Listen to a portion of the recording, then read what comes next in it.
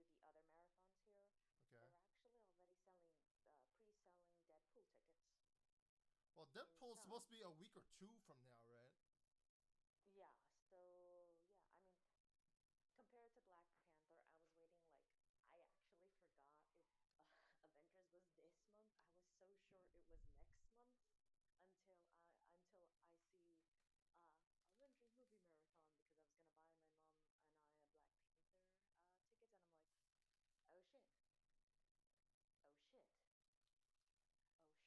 I'm like, I thought this month was Deadpool and next month was Avengers, but Well, apparently, it's very confusing, yeah. yeah, I'm like, shit, it's the other way around then. This month is Avengers and next month is Deadpool. Ooh. I mean, I'm definitely gonna see if I can see the midnight showing of Deadpool because why not? Although I don't think any of the theaters will make that big of a deal for it because Avengers, ooh, that was a huge deal around here. Special tickets. There's a fucking ton of merchandise everywhere. Uh, T-shirts, stuff. I mean, okay. Marvel movies are pretty big here. Tokusatsu is pretty big here. Anime is pretty big here, and Star Wars is pretty big here. We have a goddamn, we have a goddamn a Jedi Saber Training Academy that they held an event last month. If they have that at Disney too. Yeah, but this was organized by people itself. This is not related to Disney. Well, yeah. There are a lot of Jedi cosplay, Jedi groups, Jedi. It's probably Jedi religion people too. Yeah, I mean, I haven't seen the Jedi religion people here yet, Oh but yeah, yeah. maybe they're in. It's pretty. I'd be. It'd be pretty surprising over there, yeah. Compared to like, I mean, yeah. like say, if it was England, which I know that's an actual, you can actually go to England and register yourself as Jedi, as your religion, which Yeah. makes which actually makes that one commercial about lamb being a universal meat makes sense when they have the one person dressed like a Jedi there. Huh. Hmm. I'm also making sure that the place I am definitely gonna see if I can get they're definitely recording the stuff for May. We're having a comic day, and we're doing a something called Power Rangers Academy Yeah. on Saturday and on Sunday, and somebody's recording that, and I'm part of it. I'm not telling until I have my costume, which is today, where I'm being outfitted for it. But yeah, Okay, I got the it's audio to work. Apparently I just had to like increase the volume because like I increased the volume, oh I didn't look it showed up, but when I increased the volume a lot more, it showed up a lot better. Now the oh audio's working. oh. So it's just sometimes it's just like It doesn't make uh any sense, but I figured it out. yeah, it's YouTube. So I think you can just say it's YouTube. YouTube is weird, Oh yeah, pretty much. everybody. No, no, it's actually OBS. I think. Yeah, I don't think it's YouTube. Oh, then, but whatever, I suppose. Yeah, so you can start off by saying how who you are and how you ended up watching the Avengers of Infinity War. I don't think I changed what the name of the podcast is. Shoot, I forgot something. Sure. I'm Yeah, going to change that now. right. So, hi. My name is Catherine. I go by Catherine or Angie, and uh, I went to see the Avengers marathon yesterday. I accidentally mixed up the day. I thought very sure was Avengers was in May and Deadpool was this month. Well, But thankfully, yeah. well, yeah, it wasn't May with the thing. They changed it like a month or two ago, I think, Yes, and I then they did still look it only up and I changed something. realized, Yeah.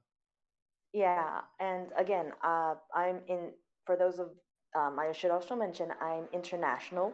I'm not in the US, but they still were doing the Avenger Marathon, which consisted of the first two Avenger movies and Infinity Wars. I also went to see it with my mom, who has seen Avengers many times, has never seen Ultron, and has very little idea of what's going on in Infinity Wars. But suffice to say, she really, really enjoyed Infinity Wars That's Part One. really cool because like that covers like about everybody almost every demographic. Yes, my mother is also one of the people who enjoys more. I wouldn't say that she enjoys movies, but she definitely does enjoy action movies. Okay. And I will say this: one of the most enjoyable things is because it was a subtitle film, not a dubbed film. Oh, that's interesting. That yes, uh, just in case, over here you can either watch the film in either subs or dubs. Both are actually very good. I've seen movies where it's subtitled and then dubbed. I a lot of people prefer the subtitles over the original ones. Mostly, I think because they some of them want to learn English better.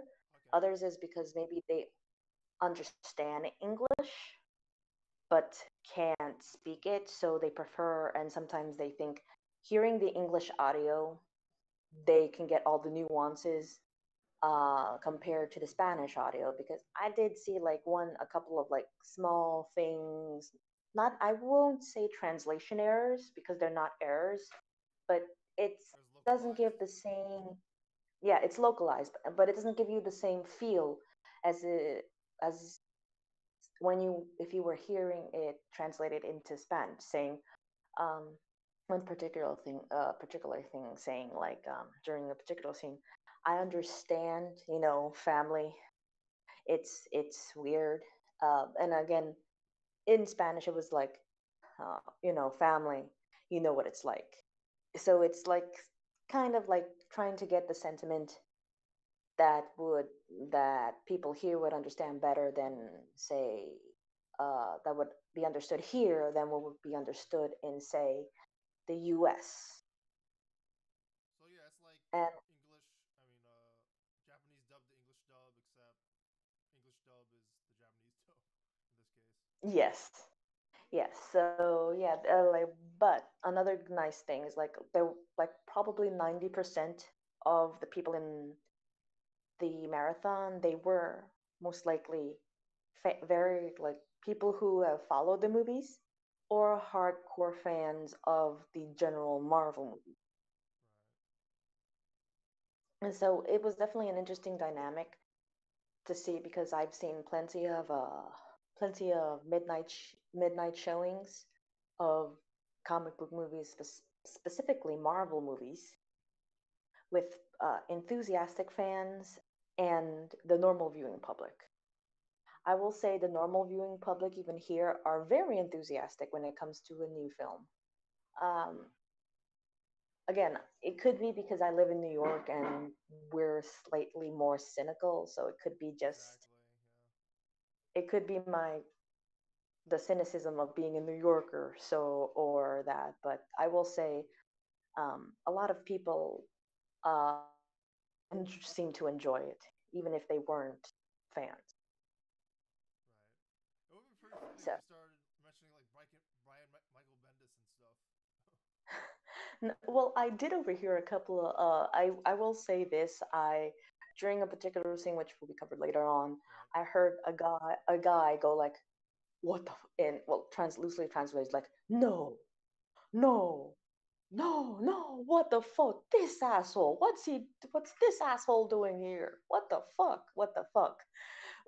Which again, I found particularly funny, and the the gasp, the resounding gasp at I'm sure there's gonna the be a lot of commercials like that. Like everybody's like staring off into the screen and stuff. Like everyone's yeah, very tense. Yeah.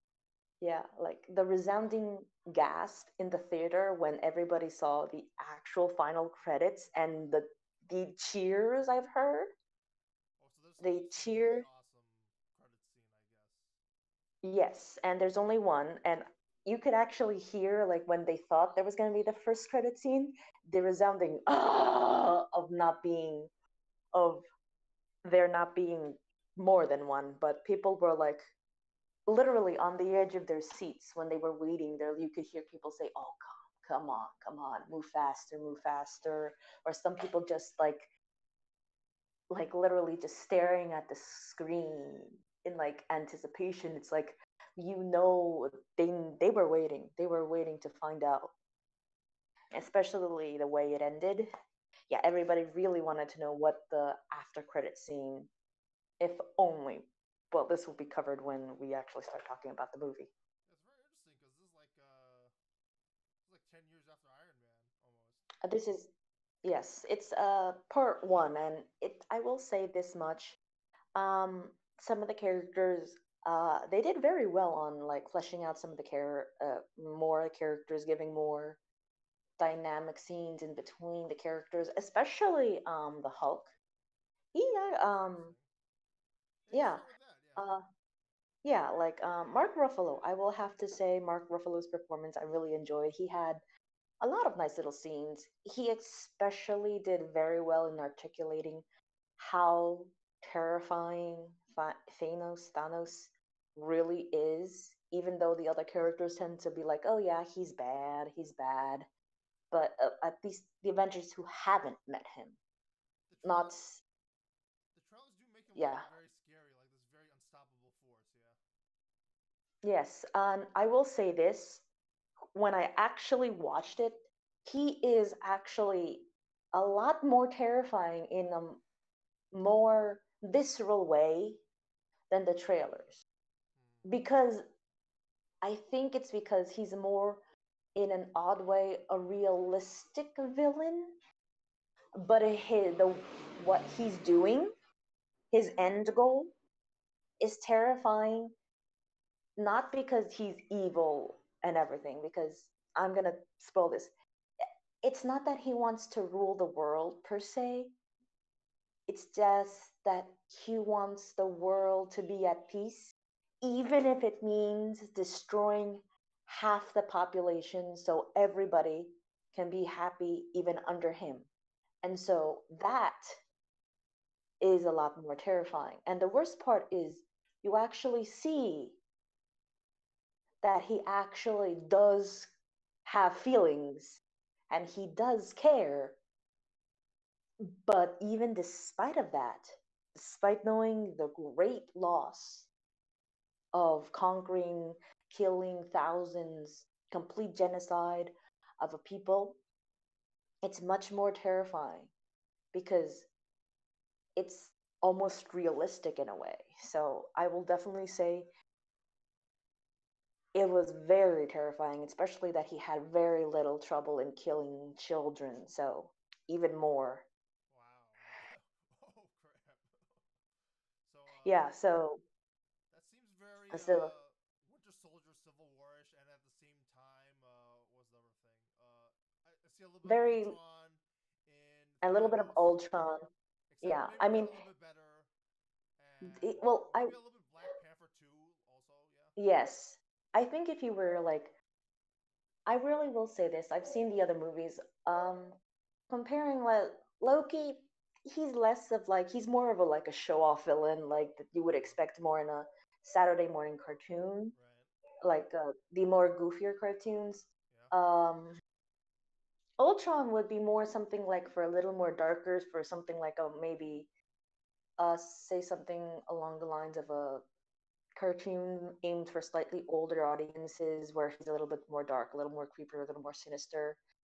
Uh, but Thanos would be more like something you would see in a superhero TV show with live action people over, say, a Saturday morning cartoon, or maybe if you want to go for a cartoon, say a more serious sort of series. So Thanos is like a top tier villain. Right. He, uh, he and the previous villains, like the previous two villains, like say Eric Killmonger, and them are a little more terrifying because, at, in some respects, you see the logic what that they're coming from.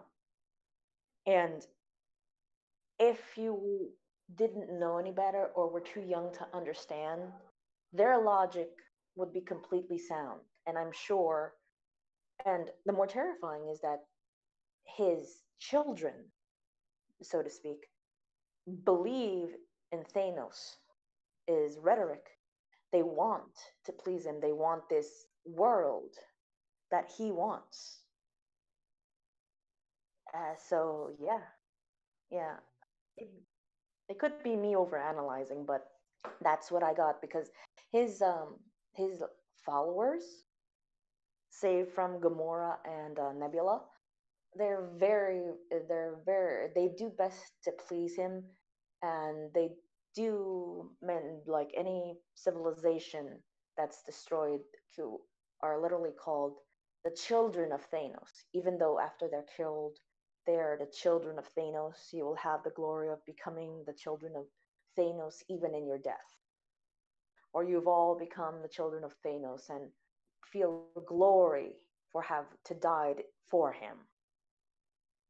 do you think it was And too these are close to just, like Star Wars in that respect, or well, not in that respect. As a person who's actually seen most of the Star Wars movie, it's less like that.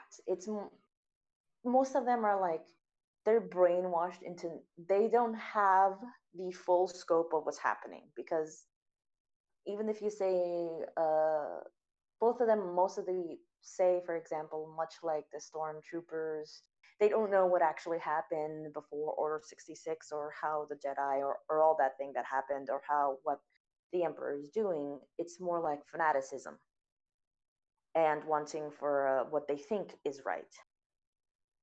And I guess in the newer ones, it's like most of them are just under Snoke's command.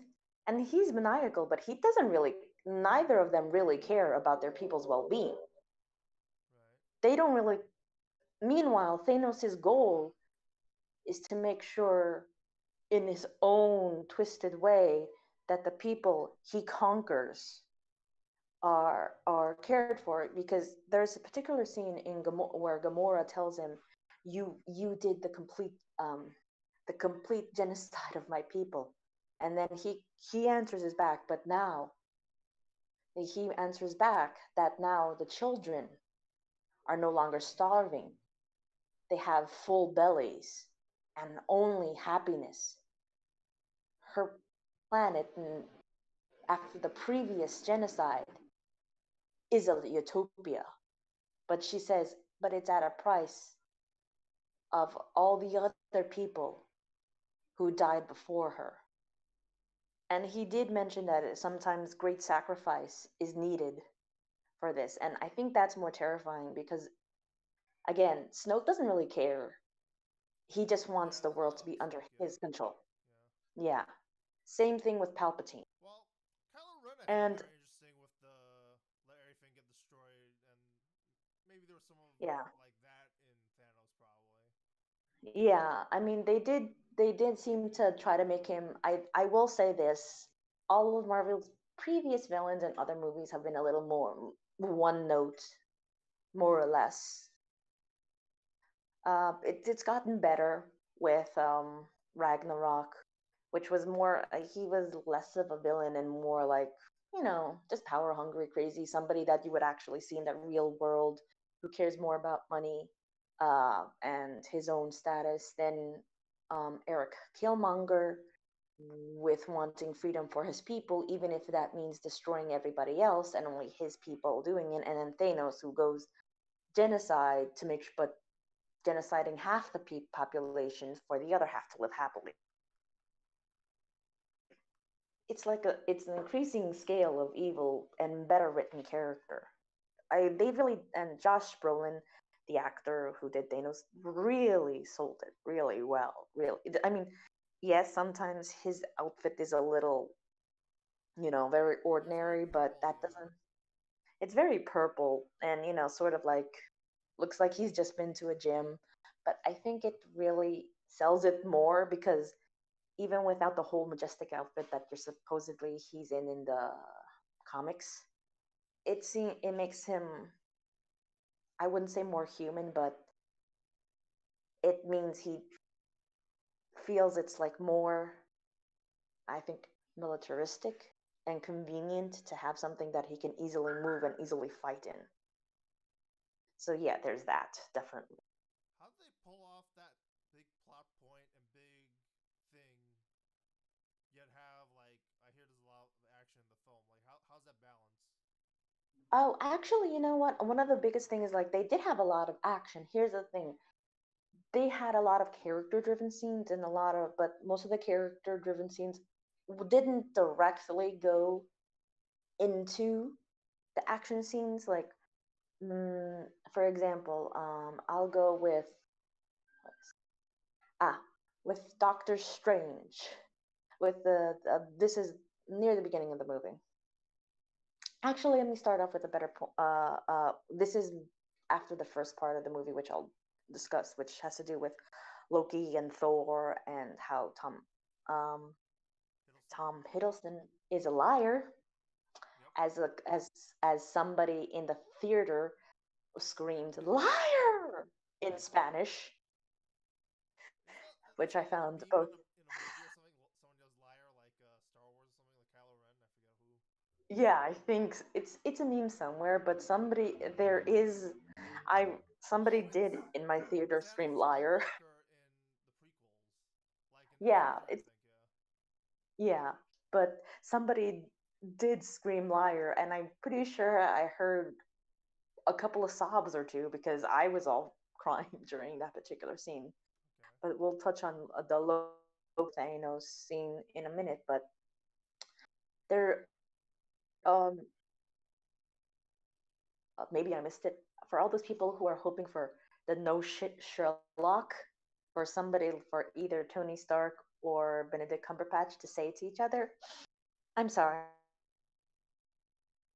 It cut out. Hopefully the call didn't disconnect. Are you still there? But I will say this: they actually balanced it because there were like purely fighting scenes. There were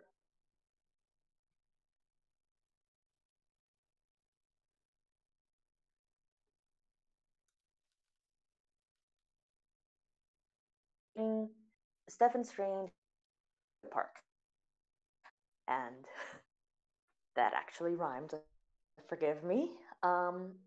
And while they're talking inside the sanctorum, uh, they've been conversing about how terrible because Bruce makes his appearance. I will say this: Bruce, when he finally sees Tony, it's a very small but heartfelt moment. Tony, the look on Tony's face, and I will give this to his acting. Oh, I will give this to Robert Downey Jr.'s acting. It's like when Tony sees Bruce again after he's been missing all this time. There's just this look of surprise, and when they embrace, it's very heartfelt. It's very sweet. But then, of course, it goes back to immediately into the talk of how Thanos truly is, and Bruce seems to try and explain to Tony how terrible he truly is, but it seems that Tony doesn't understand or maybe doesn't know the full scope per se. Doctor Strange does seem to get it, but from there, the scene, it's you sort of know when the battle is going to come. For the first scene, you can see wind coming in from the first two spaceships, and that's when the battle starts.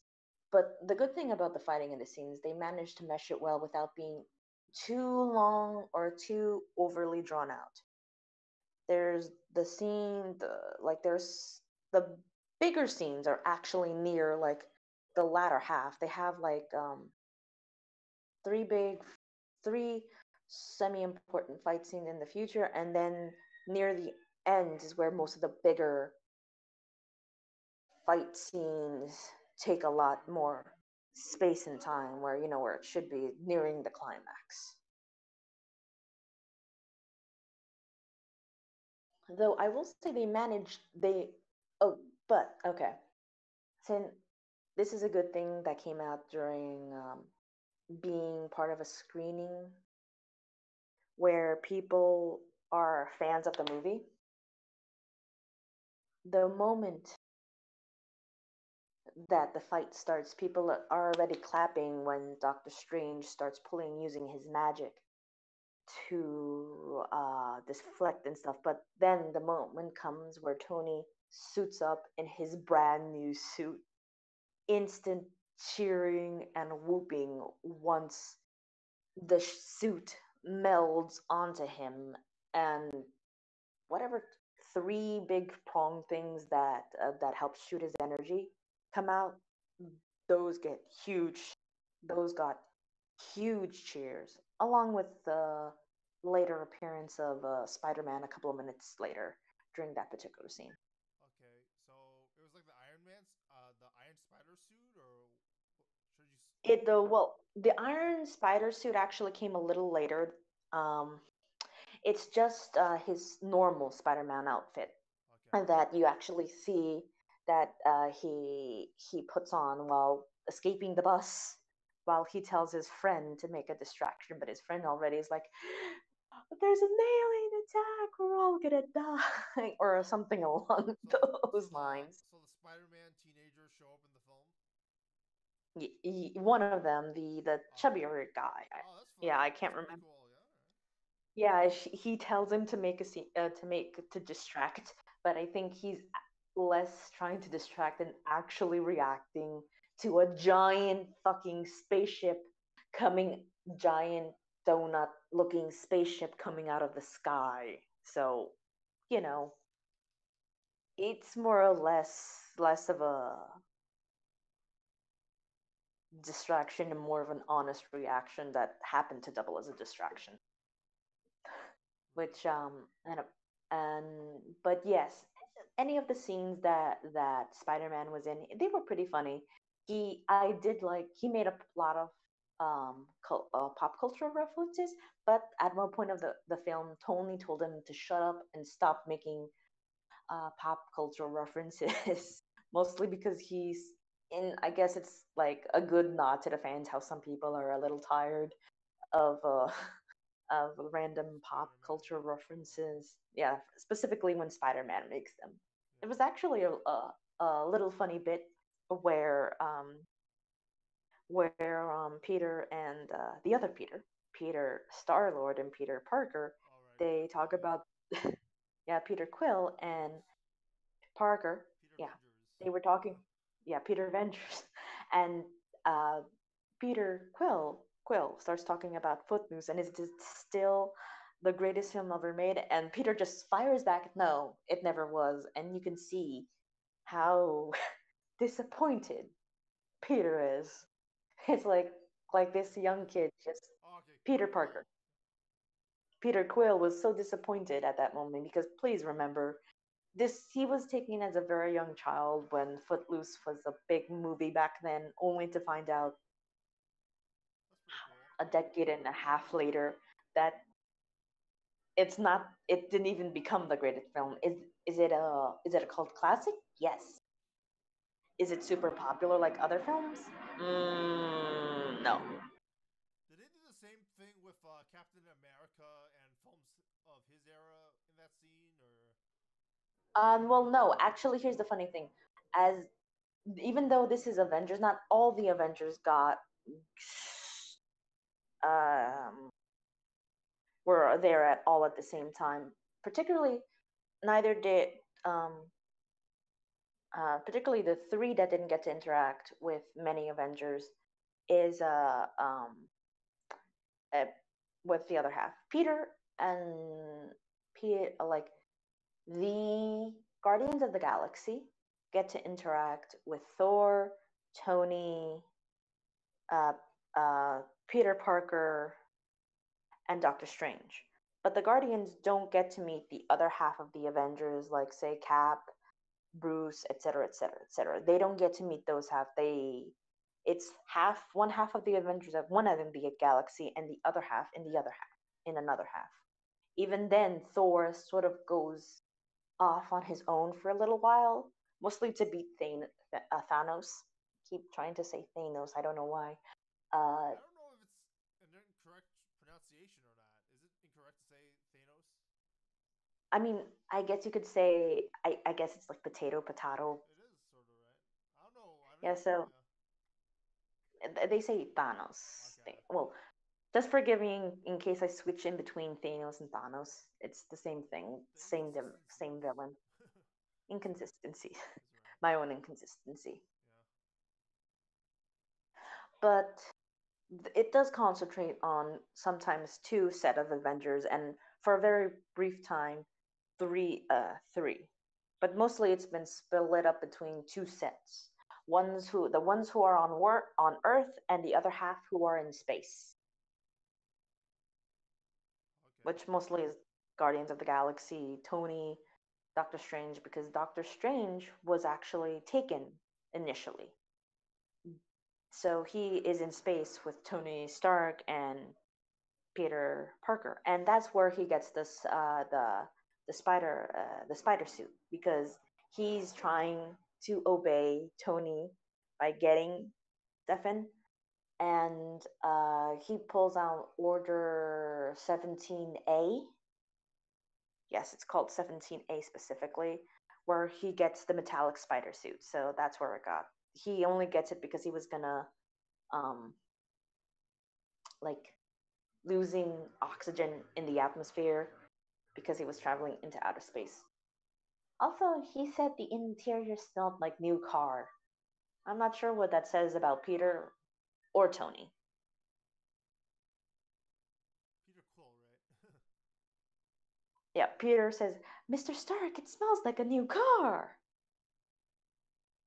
Oh. He actually said that in the movie, and I found that both hilarious, and later on, I found it a little weird. Because it's like, is it Peter Parker's senses, or did Tony actually put in a new car smell inside the suit? Inside a metallic suit. And how did he accomplish that? Right. Yeah.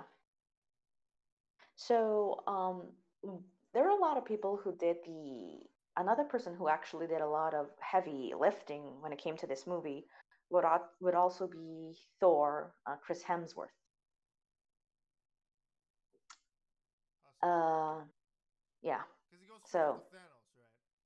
yeah, he goes because He's the mainly Satan, opening right? the yeah the opening scene, I will tell you, the opening scene when the credits are just like the Marvel logo is playing, the first thing you hear is Loki putting out a distress signal for the ship. And it's not even a distress signal, it's more of like it, and as it continues on, it's less of a distress and more of a begging. They're saying they have these are the last of my people, there are children on board, and even after the ship blows up, the distress signal is still there because that's how the Guardians find Thor.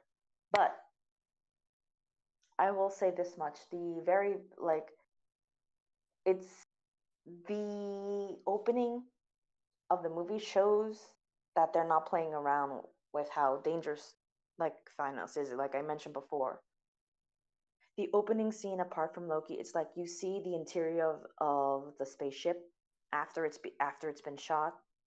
It's pure wreckage, bodies on the floor.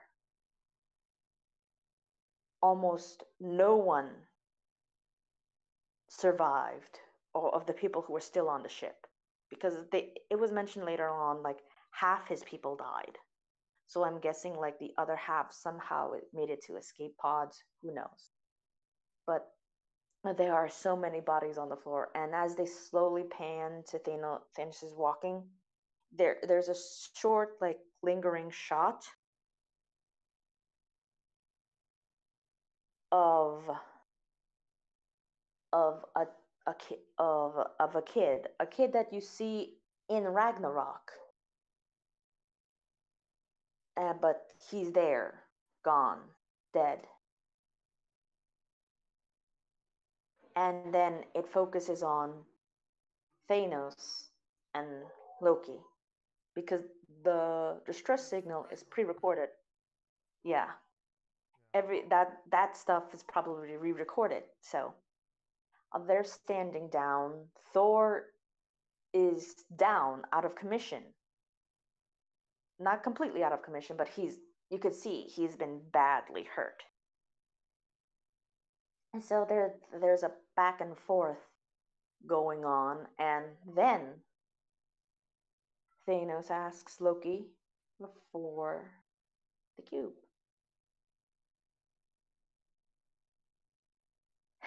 Uh, what's its name? And does I, that I usually tie into the?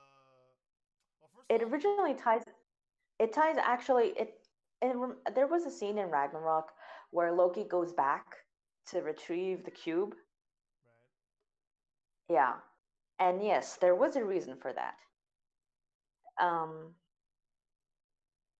uh, it's there's a likely chance that Thanos attacked the ship because of the cube, Exactly. but it's not entirely sure that it may have been. It could just be that Thor's ship, ooh, they he attacked Thor's ship simply because it was there. So considering with Thanos, it could be either or, but there could be a very much chance because he decided to what the cube as Asgard was crumbling. It could be why it led to the ship. But on the other hand, if Loki hadn't gotten the cube, there would have Thor would have likely died. There was a very good scene where Thanos asks Loki for the cube or your brother's life. At first he says, "No, go ahead. Well, the other thing is that Kill him." he could be lying, right? Like maybe he doesn't care Yeah. about if Thor dies. Yeah, yeah, it could be lying. He could be lying. He said he starts off he doesn't care if Thor dies. So he And he could be stops and tricking Thor into believing that he cares when he really doesn't. yeah, but here's the thing. As Thanos slowly begins to crush Thor's head, you can actually Oh see wow. the range of emotions. Yes, he's Wow. actually crushing Thor's head because his hand is big enough to crush it, and uh, Tom Hiddleston once again shows his acting range. You can see that he's trying to remain stoic in the face of his brother screaming, and in the end, he cries, "Enough! Enough!" The cube for his life, and he brings out the cube and surrenders, but he will give him the cube for his brother's life. And here's the thing: most people would expect Thanos to be like, no, and just kill him. No, Thanos does keep his word. I think that's even worse. Did you ever watch the 1987 Masters of the Universe film? I did. Do you remember the scene where Skeletor's like whipping? Well, not him, but like someone's whipping the back of He-Man, and then Skeletor's like Yeah, he looks at it, and then he tries to not look at it at the same time. yeah, I remember that part. Yeah, I It's think it. similar to that. Yeah. It's because even despite this, it's like, he said, and then there's this really nice long theme where after he's free, he uh Thor mentions that yeah, once again Loki is a traitor, and then um he starts saying that he's going on this long spiel. He is Loki, Prince of Asgard, son of Odin, heir to the Thorn of Jotunheim, blah blah blah. how he swears his undying um, loyalty to Thanos. This is after Thor has been quieted with Thanos' power. He's literally wrapped it up in his own ship, in the debris of his own ship. And like you can see how bad, how betrayed Thor's feel until he sees the well, actually no, sorry. When he gives him the cube, I might be confusing, but actually he did try to make sure Thor was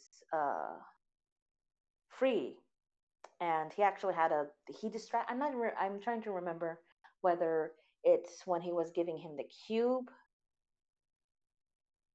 yeah, or afterwards. But he did try to distract Thanos long enough for Hulk to attack, which he did. So Loki did give enough time for Hulk to battle Thanos, but Thanos was beat Thor in an instant. I have an idea about like that kind of thing, where Yeah. it could be good, but it could be equally as terrible. Like Loki's talking to Thanos, and then Loki's like, no, Thanos is like, I have an army, and then Loki goes, I have a Hulk. No, no, he actually does say, I said it's like you can't distract it. Yes, but we have a Hulk. Oh, okay, that's We pretty did. cool. He did. Well, that's very He good. does actually. That's very good. Yeah, he actually. I'm It not was a thinking of nice that little scene, callback. but it's like, yeah, it's pretty cool. Yeah. It's a nice little callback to the first Avengers, so I like that. And then the Hulk comes in, he battles Thanos, and inevitably loses horribly to him. That's pretty cool. And yeah, and now I remember. After everybody is defeated and only Loki is standing, How did they explain that the uh, Hulk gets defeated? Like, does he run out of oxygen? Like, how can you defeat the Hulk? Or does he get tired? Or does he? Thanos already has two stones in his glove. Oh, so he uses the stones. Yes, but he already seems pretty powerful on his own without it. So the help of the stones really did it in. So after everything, what happens is like it's nearing the end. They know they can't do anything. And I mean, an interesting thing he could do is like he has like the time stone, and then yeah, he like well, he if doesn't he get the advances the time stone. age of the Hulk, The then the, he's not the really a Hulk, Hulk yeah, anymore, or something like that's that. true. But the thing is, he only has space and I forgot. It's space, but not time. It's Okay. space and something else. He already has a stone with him, and then he takes uh, the cubes that I can't remember. I usually Tesseract. know it's the tesseracts. The tesseracts, which is another one he gets from Loki, because he trades it for Thor's life. Right. But there is a. I'm still trying. I can't. My mind is confusing it. But after the Hulk is uh is is, is defeated, he knows there's um Edris Elba's character. What's his name? I usually know his name off the top of my head. The gatekeeper. Um, Idris Elba one. yeah, Idris Elba's character. I forget his name all the time. I just call him Idris Elba. Idris Elba, the comic Yeah, book character. he he knows because he can see far into the future, past whatever because of his eyes. He looks at him and he calls upon the power of dark magic for one last time. Ah, now I remember correctly. Yeah, I don't remember. Uh, Did he always have that power? I can't remember now off the top of my head. he probably has, but he doesn't use it because it's dark magic. Oh, okay, that's why. Okay. Yeah. So okay, so I'm trying to get the sequence of events right. I know he does Yeah, I trick was things. wondering about that. Yeah. Like right now, it's a little confusing in my head because I know it's happened, but it's like it's the two orders of where it goes. I know like right. It's probably yes, I know what happened. Uh, so uh, he tries tricking Thanos, and well, okay. So Idris Elba uses his last of his strength to make sure that Bruce is able to escape. So he uses his power to open up the Rainbow Bridge and send them to Earth. Of course, this displeases Thanos, and he goes over there, uses a sword, and murders damn right murders him. And then you can see him screaming. You'll pay Thor is screaming in both anger and rage as Idris Elba's character slowly dies, and that you'll pay for this. And well, yeah, it's very. He suddenly locked up in debris after that. Do any Uh, yes. do any Do major any? characters die? Yes. Okay, so I'm coming up on the first death. Take your time. Take your time. Yeah. This one is really heart wrenching because uh, he does it not only to try. Loki is the first one to die, and Right. he does it to trying to save his brother and trying to kill Thanos. His last words to Thanos is that he won't be able to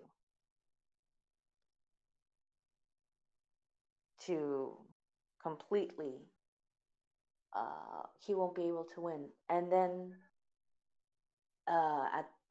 Thanos takes him by the neck, brings him up, and starts choking the life out of him. Meanwhile, Thor is there watching this monster choke him to death until you hear the sickening crack of him dying, and then he lets Loki fall to the floor, his face half purple. I cried. Oh, so he has like this There, purple thing that like cancels yeah. stuff out. No, no, it's just him of his. Loki died purple faced because he couldn't breathe. Okay. Less because of his, but a sort of blue purple face. I'm guessing maybe because of his heritage, but he didn't turn outright blue. Okay. It could be That makes because sense. Yeah, because if it was Thor, it'd be a little bit trickier. Because like, as a god, yeah, you because don't know if he breathes oxygen or not. yeah, because he somehow survived being in space. We Right. don't know if how long he was in outer space, but he survived that. But but as soon as Thanos has killed Loki and he orders the destruction of his ship, he lets Thor go, and it's heart wrenching. Thor scrambles over towards Loki's body and cradles him and cries. Did you think that Thor was a lot more likable in this film than the other films? Okay, so the first film he was overbearing. In the second Right. film, I found him boring. In the third film, I liked him because he was a little more relatable, less stupid jock, and more like, He's likable, right? yeah, he's He's like fun to likable. be around. He's fun to be around. He's joking. He's like what you would think of Thor, like a Thor from the cartoons, where you know he's likable and all those sort of things. Well, I'll So say yeah, he was always a different Thor from like every other incarnation. yeah, he Like he was doesn't have not the like Thor. He's not like the Thors you would think in many of the cartoon incarnations because right, they usually make him very likable.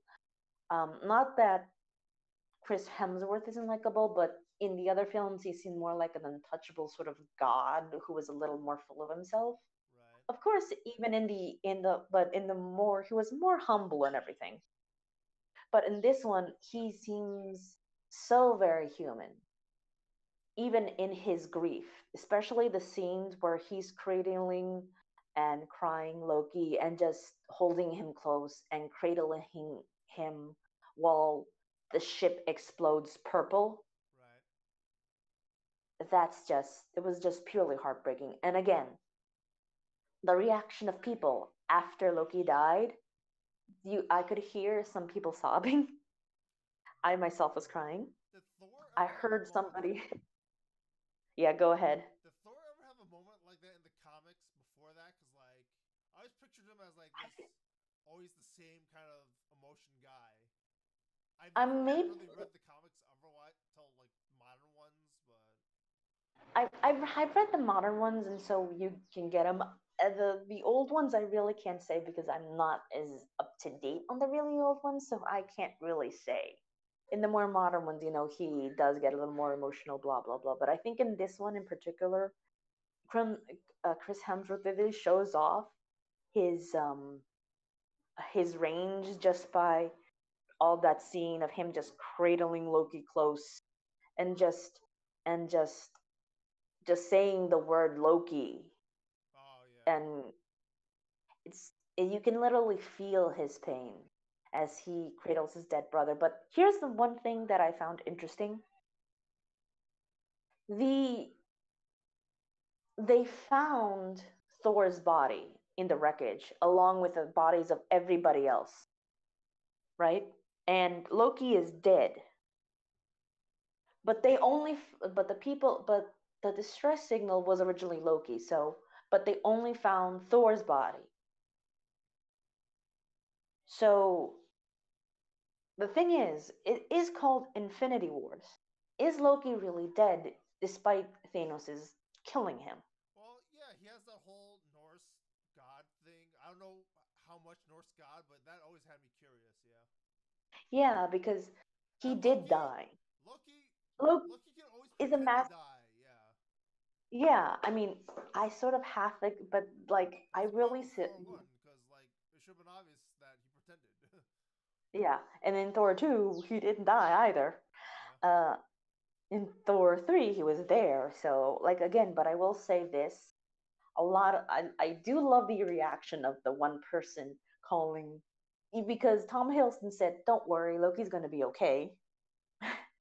I think the one person who saw that, the one person who called us said liar, knows that he was lying about the Loki being okay. But then again, maybe Tom Hiddleston knows something we don't. I don't know. Right. I don't know if he I was don't. interviewed or whatever. He was interviewed a couple of times about Loki's character, blah blah blah, and that made said, "Don't worry."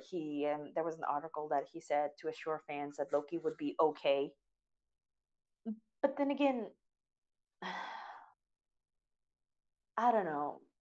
Maybe Tom Hiddleston knows more about Loki's fate than we do. Maybe he's just as confused on what it's supposed to happen. We don't know until we get the after interviews of everything else, after Loki's death, after the whole thing has been out. Right. And so yeah, the very first death is, well, technically the gatekeeper Heimdall Right. is technically the first death, but All right. he's technically not a major character, but he's a minor, but a major character. So that's the first sort of important death. But the first major character death is Loki. Yeah, I'm curious about Heimdall too, because like, is he like full Norse god or is he just like a being on Asgard and stuff? He's actually full Norse god. Okay. Like from the he actually does appear in the actual Norse mythology if you care to look at it. But he's weird because he had 8 moms. Okay. Yeah, again, that's weird. Yeah. But like after the ship blows up, they follow the Rainbow Bridge directly with Bruce being sent to Are the you going into the Saint next? Cora. Are you going into the next death now or? Yeah, this is like right after that. They go they Just so you know, the it's already 4:05. I don't know you have to go or not. No, I mean I told them what time they're there. If not, I'll see if I can do it on Saturday because Okay. or somehow or like early Saturdays maybe. I don't know. I'll see what I can do. I sent them a message about that. Cool. So I'll just leave here at 4 maybe. And hopefully they'll answer me back soon. But yeah, It's 4:06 now. no. Well, for me it's 3. Oh, okay. I didn't know that. Okay, my fault. I got Yeah, the time no zones mixed problem. up. Okay. Yeah, it's just by an hour. So yeah, Is it because of the daylight savings time? yeah. Daylight saving times doesn't exist here. Oh, okay, that's why I get confused. Okay, good. But yeah. Yeah, so you were So talking about the yeah, Rainbow Bridge and after Loki. from dies. That's the and the ship blows up. It goes directly towards the. It follows the Rainbow Bridge, which sends Thor to the Sanctum Sanctorum, in Doctor Strange house, and that's where they find. Oh, that's where I think there's an amusing little scene with Doctor Strange and Wong, where they're having a little conversation before Bruce crashes into their stairwell about not accepting money. It's like, oh, and Doctor Strange says, yes, I'll use the just your thoughts and things to get a sub to get a sub. It's like, but I have 200, but at least I have 200 Wong. He pulls out 200. Oh He has God. $200. Wong, no, Wong. It's because they're hungry, and the whole thing of they're trying to figure out how to pay to get a sub, and then like when Wong pulls out the 200, he's like, I have $200. Wong. So how much is that? A buck 50. I think the Doctor Strange was gonna. It's like he and then like as they're going down that he would kill for a tuna sub and then bam, the Rainbow Bridge like slams down into them, into the into the Sanctorum, and then you see Bruce like slowly turning from green to back to normal, and from then on, it just goes to the scene with Pepper and Tony. They're Okay. having a they're having a conversation about baby, and yes, they're back together, and Tony proposed. Awesome. Yeah, so they're back together again, and they're having this conversation about them wanting to have a kid, this and that. And then at the moment, there's this huge thing that appears, and Doctor Strange comes out majestically saying, Tony Stark, I am in need of your help. And that's when it happens, and he they go to the Sanctorum, and from then on in, uh, yeah. So, and then that's where they have the talk about Thanos, Did you think there was a and bit then too much Marvel humor in it, or okay, well, I do think there is a little much of the Marvel humor in it. I will say, if you haven't, I mean, by itself, I suppose you could actually watch it, but but as a pure standalone film, I wouldn't be say it would work as a pure standalone film. I mean, you would at least have to watch one or two of them. I would have to say you at least have to watch the first Avengers to get it, right? some of it at the very least. Um, the first and second at the very least to understand this, to understand some of the humor. I mean, you could probably ignore some of the other character movies like Doctor Strange. He's just, you can tell he's just a magician. There's no that I don't think you like the ones that I think that you wouldn't get is like that you would actually probably need to see would be like the bits of the Black Panther, anything having to do with Black Panther, the whole thing with Vision and Wanda. But yeah, Okay. yeah, We'll get to that when we get to that. And I also had a yeah, question about yes, our stuff that you might get to later, but I messaged yeah, you about it. Um, yeah. does that You can tell me if that happens when you get to it, or if it doesn't happen, you just say it doesn't happen. Which one? Peter Quill, Doctor Strange mixtapes. Okay, I will say this: when they change to Well, they're in space, the right? Well, they're technically in they're in space, space. right? Yeah, they're definitely in space. But here's the thing: there's definitely gonna looks like there's gonna be some sort of Guardians of the Galaxy mixtape because it starts off with with Peter singing one of the oldest songs. I don't remember it, but I definitely was like was dancing along to it. But there's probably gonna be some sort of mixtape at least at one point because there's at least one song.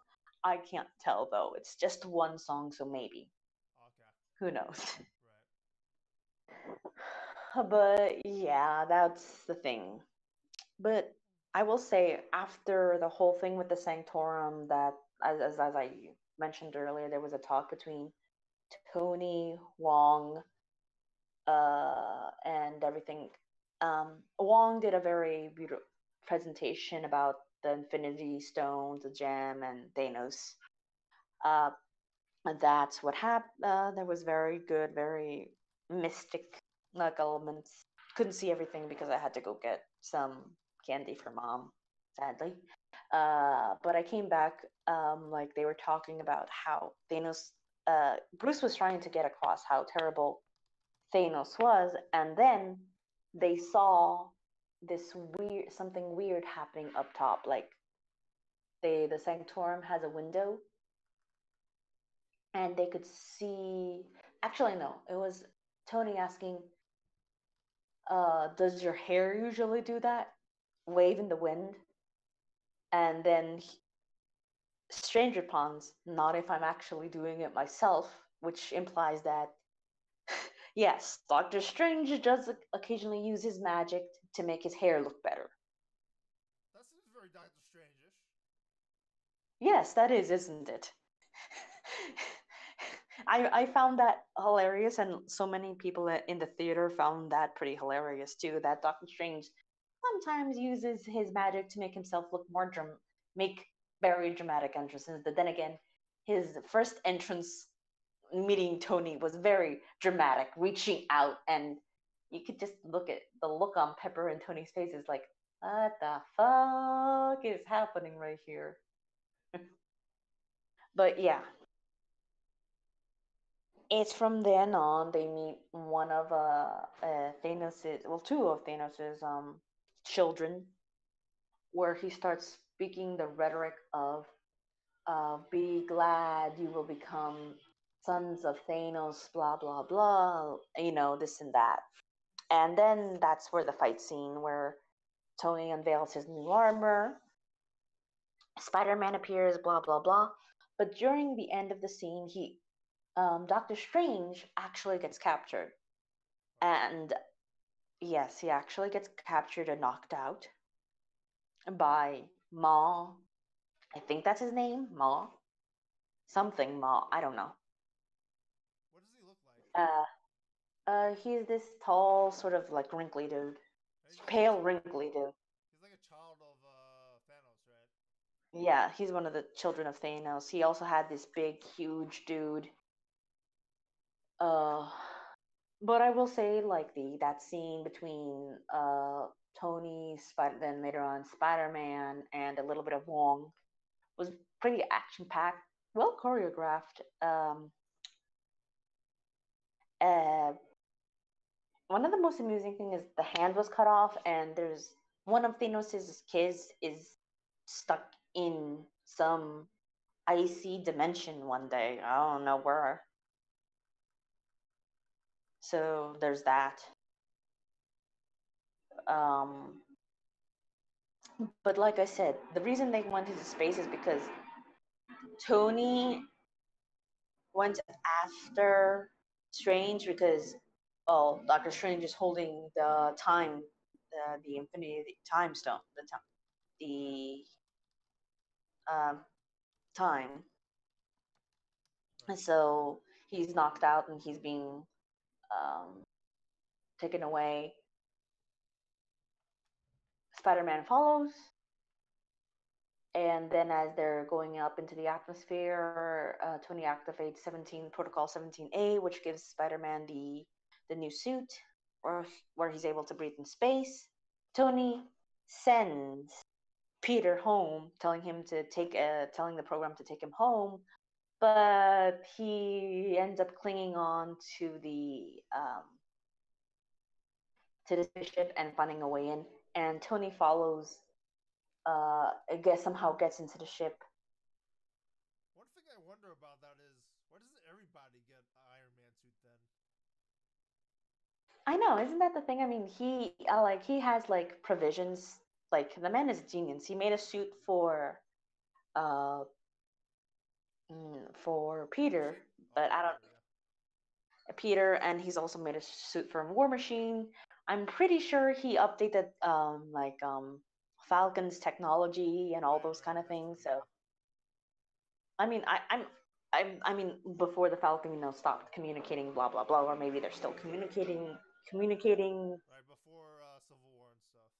Yeah, I will say this, like, one of the things is like he does admit to Bruce that there's a lot of shit is going down. The Avengers are no more, and how he's gonna have a hard time trying to call Cap because the person who calls Cap is not Tony. It's Bruce. Right. Would you consider this an Avengers film or just a Marvel Comics in general film? Mm, I would say it's a little bit of both because it does rely heavily on the knowledge of you seeing past Avengers films, But is the past Avengers entity past. like still there? There's the entity, but it more deals that you have to see other of the Marvel films because they did mention these are some things that they mentioned. Why isn't Hawkeye or Ant Man here? They said that the it was too much for them, so they decided for so both Hawkeye and Ant Man decided to get house arrest because it was hard on their families. Oh. And so that's why Hawkeye and Ant Man aren't there. But a lot of people are wondering, hmm, there has to be more. There's a reason why Ant Man isn't there. Maybe we'll find out soon, probably in Ant Man and Wasp, which is coming out soon. Yeah, That's pretty a new soon. one, yeah. But that one's coming out soon. He wasn't there during the whole thing, and I'm Well, thinking I'd like to think like during this whole thing is happening, maybe a couple of days before, like during the whole Infinity Wars thing, maybe whatever is happening with Ant-Man as Wasp is happening at the same time. I think So so, yeah. Did you watch the it's not trailer for exactly. Ant-Man and the Wasp? No, Okay, I sadly can't say no, anything then. I can't say anything. because There's if anybody that there's a reason yeah, for like it, I yeah. yeah, like I said, if people don't know, I don't watch any trailers of any Yeah. movies that I want to go see if possible. Mm, Part of it is because spoiler, and part of it in the beginning is because remaining spoiler free. Now it's just habit. Yeah. Unless it's Deadpool, because half the time Deadpool's sometimes movie his like particular movie events don't make sense, and half the time the stuff that's in the movie in the promo isn't actually in the movie, which I think that's what Ryan Reynolds wants. Hmm. Yeah, but anyways, back to Marvel. But yeah, they're in space, blah blah blah, and then they have to find after Tony is taken away, and Bruce calls, picks up the flip phone, which I still find really funny that there's a flip phone with Steve's number. He picks up the flip phone, looks up Steve Rogers, and presses the call, and then the scene changes to somewhere in Scotland. There's human vision Okay. staring out, saying, like, rubbing his forehead because again, he's seeing visions of Thanos' destruction, blah blah blah, because of the Mind Stone. So, Oh, right. and and the reason he's there in Scotland, he's having a rendezvous with Wanda. Hmm. like a romantic rendezvous with Wanda. So they finally did that thing. Yep. So they did mention that it's been 2 years or a few years. So it's not like it's been like, oh, this is like 6 months after Civil War or anything. It's like they like it's been nearly 2 or 3 years since everything, blah blah blah, you know.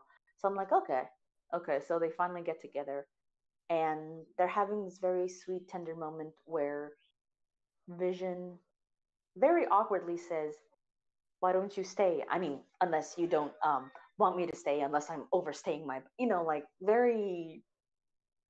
He's very dorky at that moment. It's like, unless you don't want me, and she does stay, and then it's all very sweet. It's all very romantic, and then Thanos' other children attack. I wonder if there's like a whole Thanos' children and like Iron Man and Pepper talk about children thing going on there and stuff. Yeah, because the first time it was like in true romantic moment, bam, Thanos is true. Like have children, talk about wedding, boom, Thanos' children. Second one is like uh, Vision, Wanda, romantic get together, stay with me, I will, I love you, bam, Thanos' children cock blocking. Right. Do you feel like it was a little bit too on the nose that was a reference to the comic books, or do you feel like uh, Vision and Scarlet and Wanda were organically put together? Well, we know, I will say this, you actually could sort of see a little bit of it, like in Ultron. I mean, you could see there's an infatuation that starts in Age of Ultron uh after Vision saves Wanda from the debris of Sokovia. You could see that it's building slowly but surely. I think it's because they took it off screen that people can imagine what they long. But I mean, Yeah, it's very off screen. yeah, I mean, what they give, like they didn't. You could tell there was maybe a little spark of feeling at that moment, but uh, in Civil War, you could see that they're growing close. Not yet romantic ish, but he is protective of her, blah, blah, blah. But I do like that it's more, you could like off screen and they try to make it seem like it's a slow moving thing instead of like outright. Because they did mention that they decided to take a chance after the whole Civil War thing because, you only live once, blah, blah, blah. So it's an interesting thing. I don't know if it like coincides with the comics because I suppose you could see it that way, but it it's sweet. It's sweet. I will say that much. And I will I will say this. I thought that the Tony and Pepper one was a little heavy-handed, and I will readily say I don't like, any like sort of romantic things in movies unless they're handled well. And I thought Pepper and Tony's thing with the marriage is like, okay, I mean, it's all right, but I enjoyed Vision and Wanda a lot more because you at least had like moments, slow build up towards that point, and you could imagine it. So I didn't find Wanda and Vision being together like annoying like in some films. It was very sweet. It felt very organic. I think it also has to do with the actors actually meshing well with each other too. So there's that. I had a question about that, but I don't know if I should ask till the end of the movie. I'm just gonna write it down. Yeah. I mean, do you think there's But potential for Wanda and Vision in the future, movie wise? probably, I mean, I guess maybe it's there's, something we gotta talk about later. Okay, we can continue. yes, because it has to do with both of them the fates near the end of the Right, movie. right. Because I will say this, he in the beginning he does ask Wanda, if she could use her powers to destroy the stone. Interesting. It's Yes, he did start it off like if he asked, but she said if there is something, he's been thinking about it. But anyways, but I will say this: the fight between Vision, Wanda, and the two followers of Thanos, the two sons of Thanos, starts off pretty interesting. Sadly, of course, both of them are vastly outnumbered, and just at the exact moment that you can see that because Vision is incapacitated because there's one of the followers uses a weapon that seems to disrupt his robotic ish body. So it makes the fight a lot harder for him, and Wanda does her best, sort of trying to handle two on their own. But at the exact, uh, but there's the exact moment when that you see that Wanda is very much exhausted, and they're going to, and she has Vision. She's like trying to protect Vision from them. A train passes. A train passes behind her, and after the train passes, there's a figure, all in the dark, a man in the darkness, and then he steps into the light, and it's Captain America in full bearded glory right there. The audience broke out in cheers, myself included, because here comes Steve Rogers to save the day. How would he save the day? Well, because she was about to be defeated because they were on the point of defeat. Wanda couldn't take any more punishment between two people. She was exhausted. They were just about to take a gem from Vision, Okay. and there he was. Sorry, I should have mentioned that before. Yeah, And cause then, of course, the thing is, I mean, I don't know how much of a super soldier he is in the Marvel Cinematic Universe. well, I I mean, don't know if he can take Thanos. well, he can't, not really, because I mean, he's a super soldier. He just has enhanced speed and all those compared to, say, Wanda, Vision, Thor, Loki, Stark, Spider Man, Doctor Strange. I could go on, but Right. I think that'd be a little mean. Everybody. uh, uh, but anyways, the fight continues, and just uh, as the fight continues on, Sun and Wanda's once again down. Like Vision is once again nearly beaten. Suddenly, the Falcon. Another dynamic appearance. Again, another cheer. And at the very last moment, of course, during this whole the fighting sequence goes on again, and then blonde-haired Black Widow comes out as well. So it's technically 5 against 2 because Vision can't do as much as he wants. But yeah, apparently the reason that they're there is because Bruce made his little phone call. That's why. But yeah, that whole scene with Falcon, uh, Falcon and everybody else talking, yeah, that was pretty much amazing.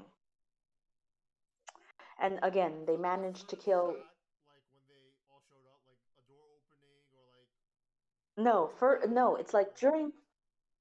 No, first it shows up with Steve Rogers stepping into the battle so he steps in. in.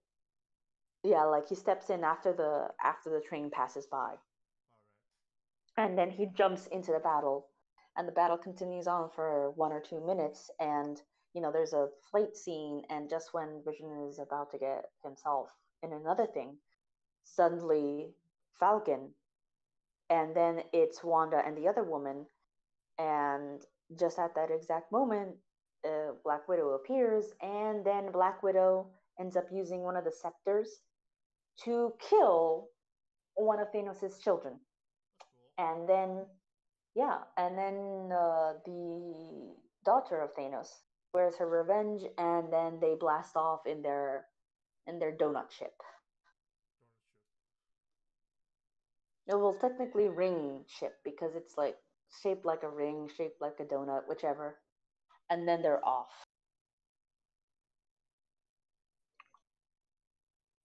Of course, there's a little scene between Natasha and uh, Natasha and both of them. So they talk about, you were supposed to lay low, keep in blah. After the last 2 years, because they're still on the run after everything. Because it seems like, yeah, the others do know about of Wanda and the Vision being together, but yeah,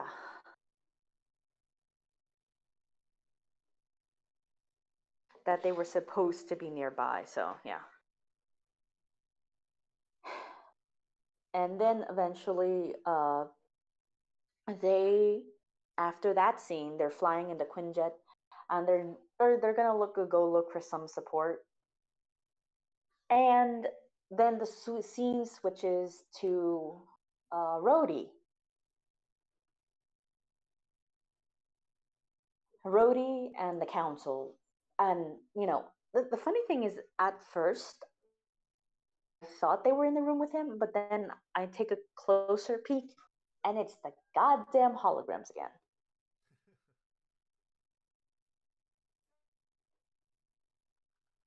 Weird, like floating steam somewhere. I'm like, wait, why is that bit of steam floating? Oh my god. They're holographic. They're not even in the same compound that Rhodey is in.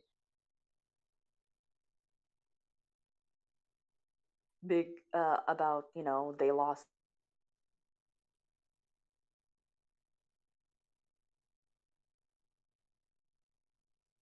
oh then the agreement, which yes, they're calling back to Civil War. He'd still be here in the first place, and then the general demand, it's like, oh yeah, but remember you signed that too, and he's like, yes, I much says he regrets it. And then out of the shadows comes Natasha, Falcon, and Steve. There's the quick little back and forth about, yeah, this is not the time to fight. There's trouble, and I'm here to help even with or without your permission. Blah blah blah. And you'd think this is the perfect moment for the government or the U.S. military to say, all right, let's put our everything aside to fight. Right. And you know what happens? No. They tell Rhodey to immediately arrest them. And Rhodey says, "All right." And then he turns the count the them. I just court-martialed myself. And then he greets Steve,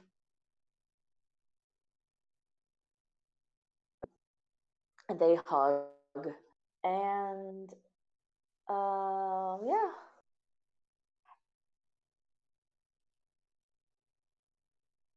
that is there and everything. Out of the corner, someone appears. Ooh. Who could it be talking with Rhodey in Tony's workshop after he's disappeared? Who could it be? Justin I Hammer. wonder. Yes, Justin Hammer, who turns, and then Bruce comes out, and he just says, Hi, Nat. And the most amusing thing is that uh, Falcon is there and right behind, next to Rhodey, and says, comfortable. Because Nat is still smiling at him. She doesn't seem angry, but she just seems very happy to see him. But I like Falcon looks uncomfortable because it's like he can feel the tension in the room.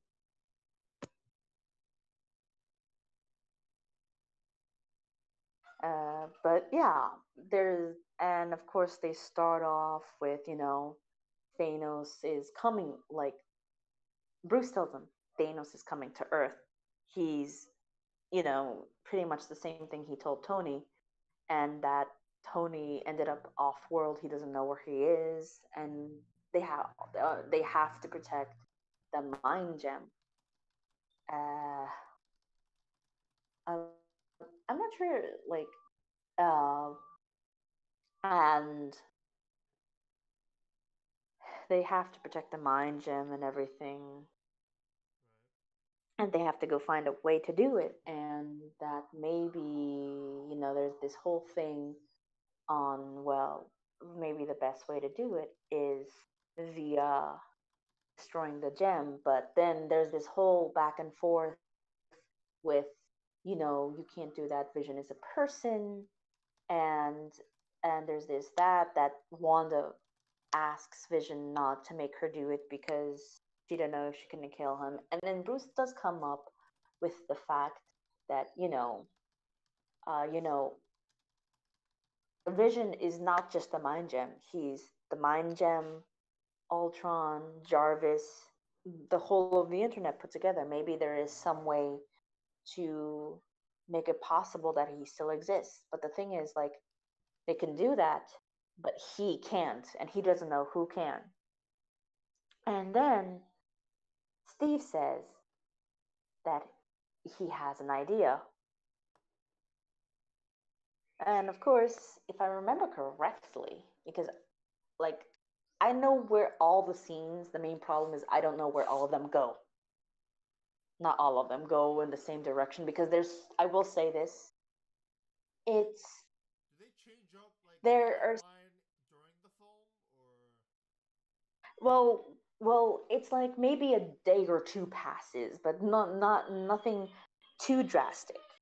Okay, And they keep switching in between different things, and I think if you keep on one thing, it's very linear, and then, like, if you concentrate on the space, on everything in space, it becomes very linear, and if you concentrate on everything that happens to on Earth is very linear. But since they keep switching in between space, uh Earth, that's true. space, Earth, space, Earth, space, I mean like the physics are the same, but like yeah, that would make time very hard to follow. Yeah. like movie wise, once you see it, like the movie, it's like you have maybe like an hour for it to stay in, where each event goes. But Right. then, like, it's been like, I got out to see it at around 3. It's been nearly 12 hours afterwards. Right. And so yeah, like I can kind of like, we should probably switch over to what's happening in space as well, because there's a lot of stuff that happens in space which Oh, there's is more. Thanos heavy. Yeah, there's more space stuff. Oh, I didn't even know. Yeah, because remember, the Guardians are also in this movie, Right. and Tony, Strange, and Peter are in space, as is Thor. So I will say that after, you could say, I don't hear the one of the things is like Thor survives somehow, Okay. survives the explosion of his spaceship. I'll put that out there. How? I don't fucking know. I'll just I'll just chalk it up to him being a Norse god or whatever that they did in Ragnarok. So the Guardians, like when the Guardians first show up, there's this really rock. I don't remember what song it is, but it starts off with Peter singing it along, and then he tells it. No, it's something else. I don't remember at the moment. I usually can. I feel bad that I can't.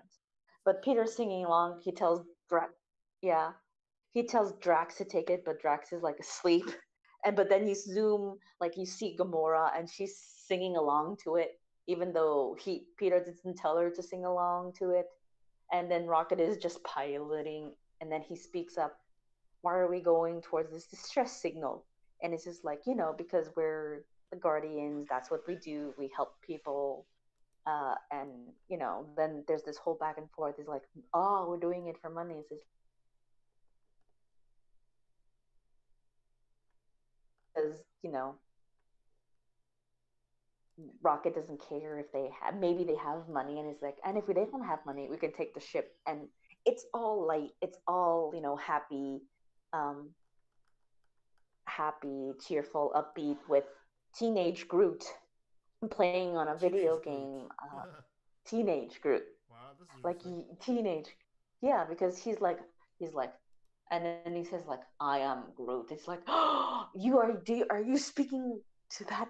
Like, why are you using those words, young man? And they all are like, oh, because I think he said like some sort of like maybe Curse I don't word. know, fuck you, I don't, yeah, Yeah. curse, like maybe he like fuck you, I don't care. It's like blah. So it's very funny to imagine what he's saying because it just says, "I am Groot. I am Groot." Like the inflections is just hilarious. But it starts all happy and upbeat, and they make it there, and then boom, what happened here? That's what their first question, because there are bodies Right. floating in space. It's the wreckage of Thor's ship. Mm. There are bodies floating in spaces, and they're like surprised to what's happening here. And then it turns a little bit funny because then Thor literally smacks into the space of the ship, Mm. and they start screaming, "Get it off! Get it off! Get the thing off!" Of it. Well, Rocket starts screaming, and they realize he's still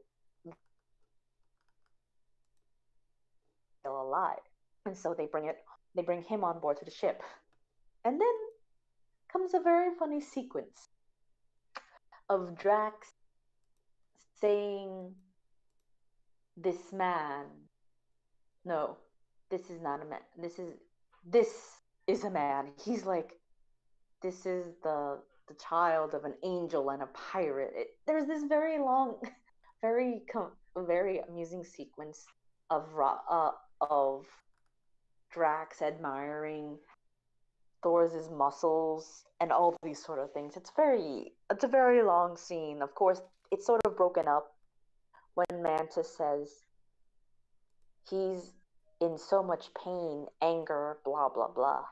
And then Mantis wakes him up, is to attack him, but they manage to, calm him down. And so he tells them that the children of Thanos have murdered his people, and like half his people and his brother, blah blah blah. And it's just like, oh, like because Gamora is there. Oh, Gamora is of Thanos, and everybody's like, oh shit, oh shit. He Right. like Thor stands up, he walks over to her, and everybody's ready to fight, and he's like, he just put she just puts her hand, his hand on her shoulder, says, "I understand what that's like. Family, you can sometimes have family who kill each other, blah blah blah, and who are evil." It's like, and says, it's a pretty much long. It's like, It's pretty I cool. know Yeah. you have a murderous family. Yeah, it's like I understand. I have a murderous family who tried, And to kill me, blah blah blah. You know, who turned good, blah blah blah. So this is where it's a very weird. and Loki just died. I don't know when, but how much time Yeah, elapsed, but he just died. Yeah. yeah, and I'm guessing it's like, but the way like it seems, it's less that Thor is ignoring the fact that Loki died, It's that he wants to keep going because he eventually Rocket and Groot, they talk about that he's gonna go uh, to Needle Harm somewhere. I can't pronounce that name. Damn Jotunheim? the Norse names. Okay, No, yeah. it's Nivder Miller, or however it's pronounced. Right. It's a place where they might find uh, a weapon that kills Thanos, Right. and that they have to go nowhere. Okay. Well, they're a place called nowhere, Okay. uh, because and Thor tells him that he already has uh, 3 of the 6 stones. Hmm. So yeah, he's still missing the other 3. And of course, at that moment, you see the fear in Gamora's eyes.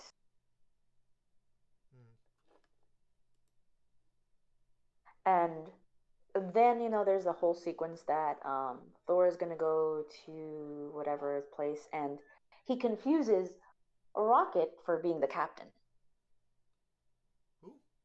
and Rocket Raccoon, Yeah, but who mistakes him for being the captain? Thor? Thor. Okay, just make sure. Okay. Yes. Yeah. And Thor keeps calling him Rabbit. Does he take And out you like a know really what's the big gun fun? for it, or? No, that's the funniest thing. Oh. Rocket doesn't Rocket doesn't correct him.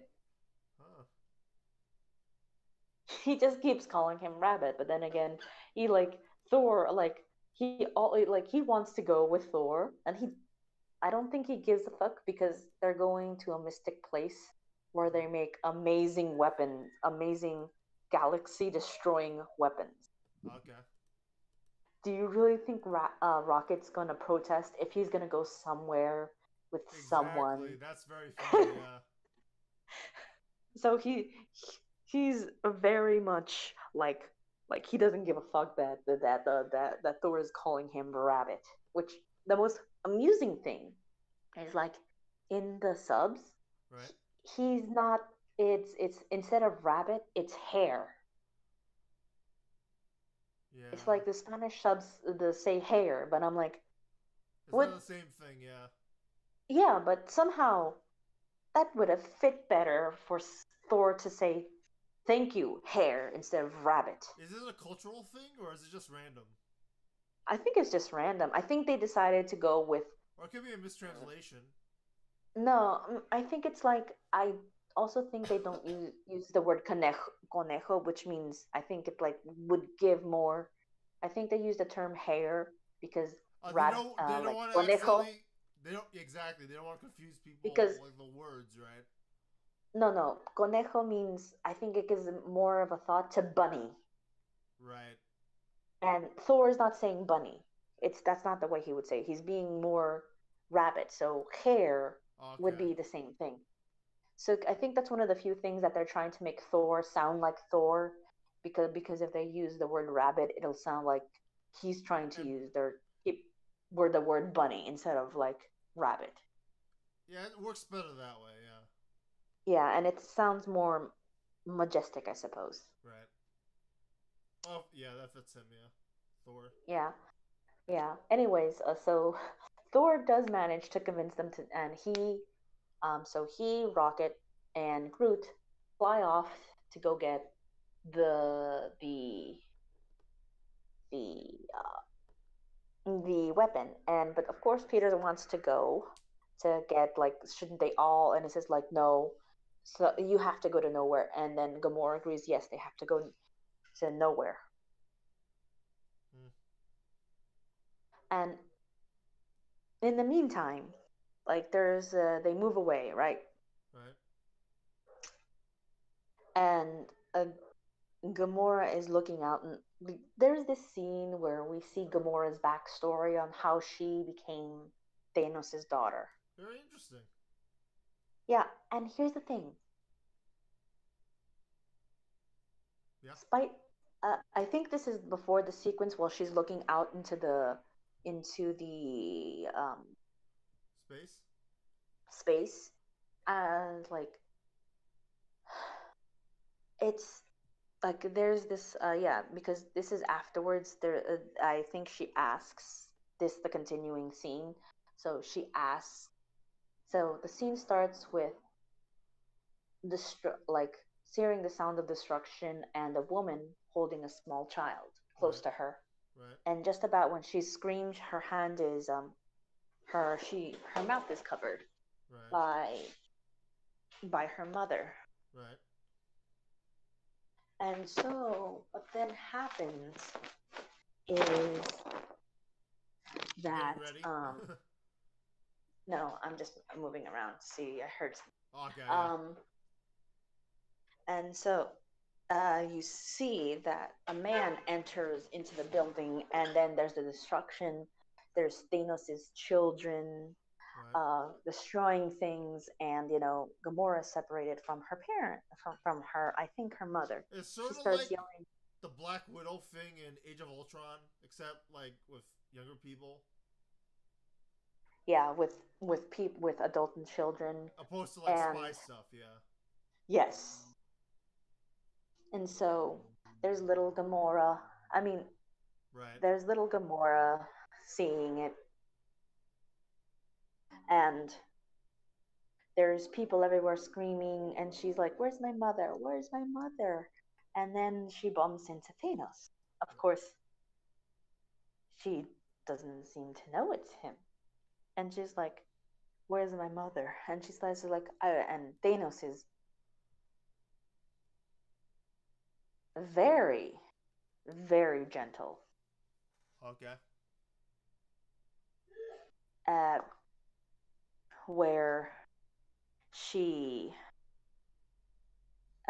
he says he's gonna go find her mother, and he like takes her like he takes her away and shows her a little small little knife which balances itself. Like you go, if you disbalance it too far to the left, it'll fall. But if you find, like, he shows off this little small little knife that looks he tiny in his hands, and he presses it, and two daggers come out at two ends. But it's very pretty, very. It's like with rubies and everything. It's very pretty, very tiny in his hands. But he shows tiny Gamora how balance is necessary. Uh. And he shows her how to balance the little knife, the little double edged knife. Huh. And Balance then and yes, like it's then double edged. yeah. But it sort of gets a little worse. You'll Yeah. find out in a second. Yeah. So he kneels down, he gives it to Gamora, and says, "It go ahead." He's very sweet, very gentle. There's a gentle hand on her back, Right. and he gives the knife, double-edged knife, dagger, whatever you want to call it, Right. to her, and it's so big in her tiny little hands, but somehow with a little bit she manages to balance it on her finger. And he says, "Yes, very good." Then meanwhile, while all this is happening in the background, you see a whole line of people being lined up, and there's the sons of Thanos. Right. And then as it balances, all of Gamora's people are killed right behind her, but Thanos, and when she hears the shots, she tries to look around, but Thanos stops her from actually being able to do that. Right. So there she is. And that's then it goes back to her looking into space, Right. and she still has a knife The same one. with her, the same one that her Okay. father gave her. Right. And so Peter comes in, saying Thor isn't good looking, blah. You know what? The same thing Did that they do happened with something? Thor. Did they do something with They Peter's dad and Gamora's dad? they didn't. I mean, um, he did say like, oh yeah, my like Thor said, yeah, my dad was bad too. I'm half human. He tried to destroy me. Blah blah blah. Trying to suck up to Thor or maybe like make it seem more sadder. Blah blah blah. But not with Star Lord. Yeah, no, no, with Star Lord. But there's no actual, interaction about bad dads. But it's something that Peter inserted when everybody else was like when Thor was talking about his parents or evil, blah blah blah. He said, "Oh Right. yeah, my dad was a eating god and he tried to kill me." Blah. Of course, it's sort of Okay. brushed off to the side Okay. with the scene with Thor. Right. Anyways, there's this very touching scene between Gamora and Peter that she asks him if Thanos ever gets her to please kill her because she has a secret that would destroy the world. Mm. And she makes Peter promise on his mother's grave, mother's Wow. name. Right. Yeah, on his mother's name. And that's like, and you just, at that exact moment, you see the Thanos, the Peter, Quill is going to say yes, and then crunch. In the background, Drax is eating nuts. It, it's like, how long have you been standing there? An hour. It's like, I feel I, that would work. Yeah. yeah, it's like, I'm invisible. No, you're not. You're eating Zarg nuts. It's like, yes, but my movements are so slow. You can't see me. And he's like eating a nut slowly. Eats a nut, crack. You can hear it, Mm. crack. And it's the most amusing thing is like, and then Mantis comes in and says like, uh, and says like, "Hi, Drax." Is like, ah, damn, and then he walks off, I forgot and about the scene Mantis. ends there. Mm. Yeah, and then it's like, and she comes in and says like, she sees Drax moving slowly, and she's like, "Hi, Drax." And it's like he realizes he's not invisible if Mantis can see him. Right. So it's 3:58. You might have Yeah, to leave soon. yeah. So I feel like the movie sets up a lot of other movies very well. yeah, it sets up like most of the big movies, like all the other movies. It does really well to incorporate one thing, like pretty much everything that they can.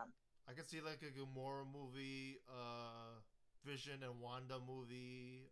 Trying to figure out what else. Yeah, yeah, but I should mention here's a couple of things. There's a couple of things that happened that this is gonna get into really spoiler territory. All right. Okay, here are the list of people that actually die in the movie that is not part of Thanos's. Okay, Loki dies. Right. Gamora dies. Okay. Sacrificed. She is killed in order to get the Soul Stone. Right. And the worst. Oh, and okay, the thing I know somebody will say if I didn't say it. So during the moment they're going to get the Soul Stone, Right. there is a person there, Right. where the keeper of the Soul Stone, where Right. he is there. He's been there for centuries. He touched one stone, and now he's destined here to watch other people come and fail to get the treasure that he wanted. Blah blah Right. blah. And this is like, who are you? And he steps out into the light. Fucking Red Skull. Hmm. So Everybody. Sudden Red Skull. yeah, You a son remember of the that Red he Skull. suddenly. Yes. You know how he suddenly disappeared during the whole thing with the Tesseract? Remember that? We have no Oh. fucking idea. Remember, we have no fucking idea what happened to him? Yeah. Oh, okay. Countless centuries on this little backwater planet, guarding the soul gem. never being able to touch it, but seeing other people try and fail. He might have taught Thanos a thing or two. Yeah, he did say, but it'll come at a great cost. He's seen everything, so he doesn't imply that he regrets what he did. He just regrets that he can't do it himself. Did, Anyways, did anyone go? but There ain't gonna be no Guardians of the Galaxy 3 now. yeah, because you know what happens? It's like Yeah, you just told me. Gamora, Yeah. like, yeah, Gamora dies, but to sacrifice, but in order to get the Soul Stone, Thanos has to give something that he loves in order to get it. Okay. And he actually did care about Gamora, his daughter. Right. So, yes, you actually see him cry during this whole thing. Right. And Cap and just in case Captain America and Iron Man don't interact at all because they're on All two right. separate planets. I was wondering about that. Yeah, you got my message, right? Yeah. Okay. I think that's about it. So yeah, Gamora died. Another death that is really hard because Wanda actually did what Vision asked Right. and destroyed the Mind Gem. Okay. Except by that time, he Thanos already had the Time Gem. So what does he do? He reverses He time. tell Exactly. Even though he tells Wanda not to worry, he understands what she's going through. Blah blah blah. How does He the time? winds back time. How does the time Yeah. gem How work? does this? Can he just go all the way Well, back in time and get all of them by himself anyway? I don't know. Maybe I don't know. Honestly, I they never covered that. That's one of the things. Okay, that's interesting. So Yeah. this is very Anyways, interesting. Like, it seems like the whole MCU movie universe is screwed up because like everybody died. no, and I'm not kidding. A lot of people die in this movie. So like, Like, how they oh, gonna have like sequels now? well, here's the thing. Also, then yeah, Vision is gone because he takes the Right, the mind gem mind gem. out, Right, right. Well, and then wait. When they he reverse completely. time, if they reverse time, isn't he back together then, or they have to still kill him to get the mind gem? Yeah, he's back together, Right. but the mind gem was exploded. Okay. So the They just reverse the so explosion then. they reverse the explosion, and then he literally takes the stone out of Vision's head, and Okay. then he dies Okay. again. So yeah, Vision dies twice. Well, that's overkill, isn't it? Yeah, poor Vision. Yeah. And you know what the worst part is?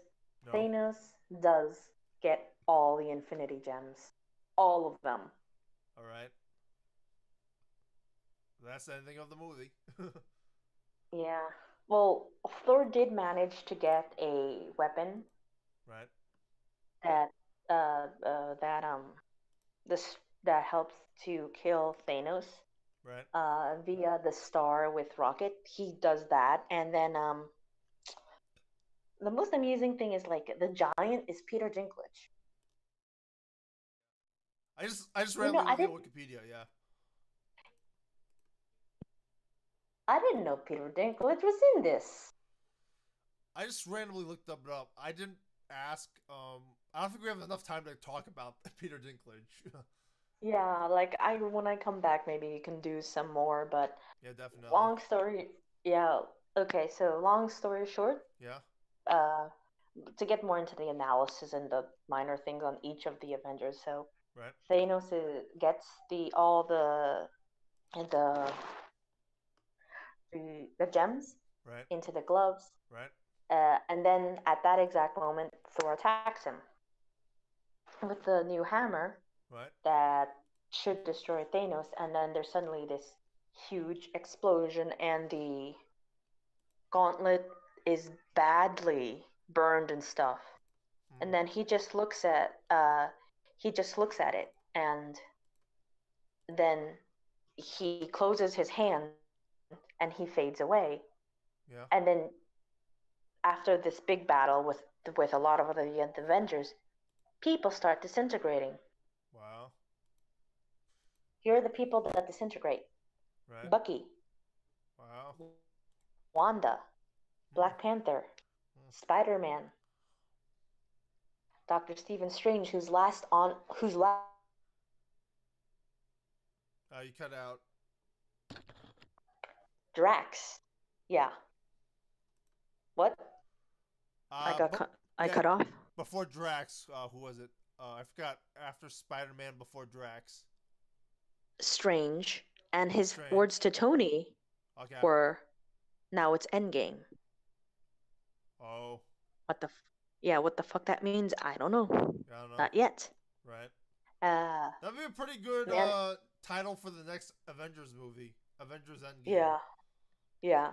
Like after Drax, Drax and Mantis disappear. Right. Peter disappears. Right. I think I mentioned Black Panther. You mentioned them, Uh, right? Falcon disappears. Oh, you did mention Falcon. Who else? Uh, Groot disappears. Wow. Yeah. Rocket doesn't. Hmm. And let's see. Our Black Widow, yes. Rhodey is still there. And yeah, that's all. Like all who the people who are left who haven't disintegrated are Steve, Tony, Black Widow, Bruce, um,